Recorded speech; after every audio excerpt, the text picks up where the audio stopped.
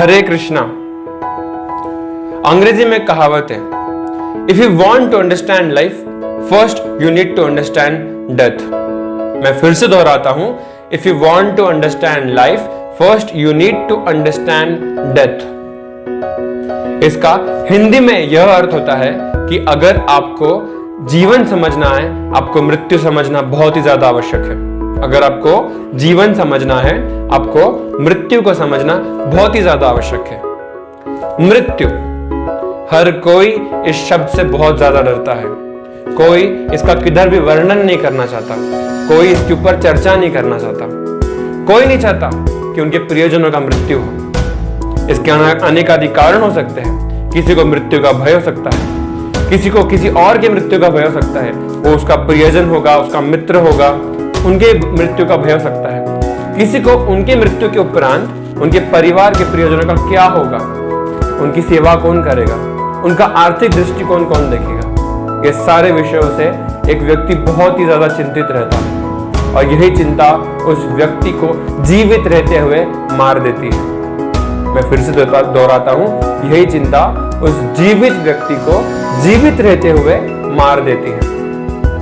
हाल ही में किए गए हुए एक स्टैटिस्टिकल रिसर्च के अनुसार अमेरिका में यह पाया गया है कि हर 100 में से 30 व्यक्ति, मैं फिर से दोहरा रहा हूं, हर 100 में से 30 व्यक्ति मृत्यु के भय से ग्रसित रहते हैं, जिसके कारण उनको स्ट्रेस, डिप्रेशन, एंजाइटी डिसऑर्डर्स का सामना करना पड़ रहा है। रोजमर्रा की जिंदगी में ऐसे बहुत सारे लोग हैं जिनको मृत्यु का भय सताता है।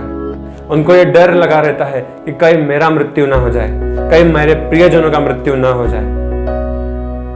यही डर उसके रोजमर्रा के जिंदगी में बहुत सारे विकल्प को छोड़ देता है और बहुत सारे काल का अनुभव करता है। लोग जिंदगी जीने से ज्यादा जिंदगी जग रहे हैं, यानी कि कैसे तो भी सरवाइव करने का प्रयास कर रहे हैं। कैसे तो भी आज का दिन में सरवाइव कर जाऊं, कैसे तो भी आज जीवित रह जाऊं। जिंदगी जीने में और जिंदगी में जीवित रहने में और डिफरेंस है। मैं फिर से दोहराता हूं, जिंदगी जीने में और जिंदगी में जीवित रहने में डिफरेंस है और सारी दुनिया बस जीवित रहने का प्रयास कर रही है।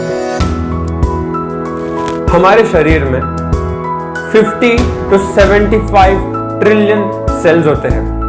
50 to 75 ट्रिलियन सेल्स होते हैं। मैं ये एक छोटे एग्जाम्पल के साथ आपको मृत्यु समझाने का प्रयास करता हूं। हर समय, हर सेकंड बॉडी में एक सेल की मृत्यु होती है और दूसरा सेल जन्म लेता है। हमारे शरीर में इतने सारे सेल्स हैं और समय समय पर एक सेल मरता है और उसी सेल की जगह दूसरा सेल ले लेता है। हम लोग हर सेकंड मर रहे हैं। हाँ जी, मैं सही कह रहा हूं, हम लोग हर सेकंड मर रहे हैं। हमारे बॉडी के जितने सेल्स हैं वो हर सेकंड मरते हैं और उसी की जगह एक नया सेल ले लेता है।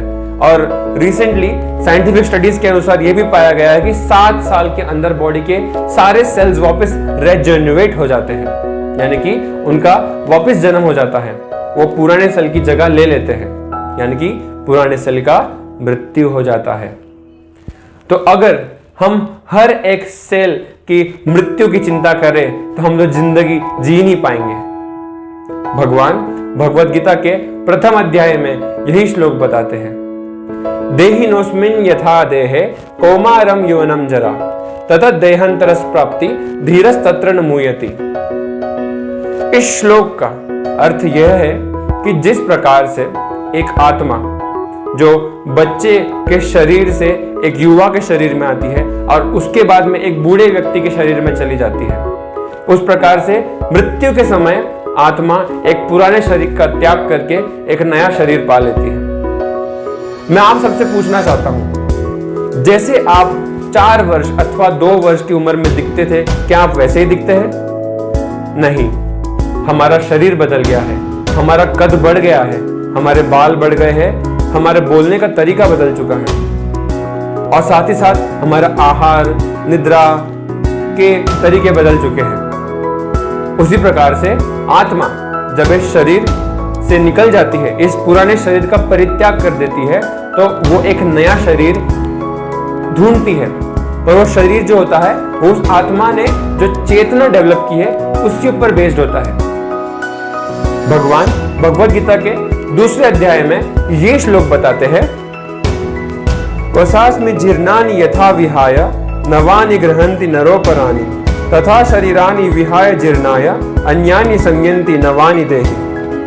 जिस प्रकार से, मैं इस श्लोक का एक बहुत ही सुंदर अर्थ समझाने का प्रयास करता हूं, जिस प्रकार से एक व्यक्ति पुराने कपड़ों का परित्याग करके नए वस्त्र पहन लेता है, पुराने कपड़ों का परित्याग करके नए वस्त्र पहन लेता है, उसी प्रकार से आत्मा पुराने शरीर का त्याग के नए शरीर को अपना लेती है।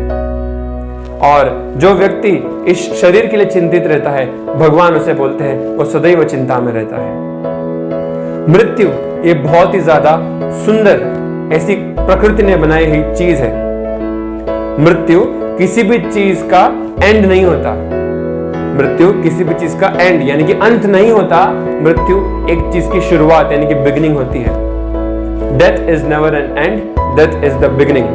मैं फिर से दोहराता हूं, death is never N and, death is the beginning of new life. हमारे अगले वीडियो में हम लोग मृत्यु से निगडित बहुत सारे प्रश्नों का एक बहुत ही अच्छा प्रेजेंटेशन उत्तर देंगे, और आपको मैं उम्मीद करता हूं कि आपको ये वीडियो बहुत ज्यादा पसंद आया होगा। कृपया करके इस चैनल को सब्सक्राइब कीजिए, लाइक कीजिए और जरूर शेयर कीजिए। आपसे आज्ञा लेता हूं। हरे कृष्णा।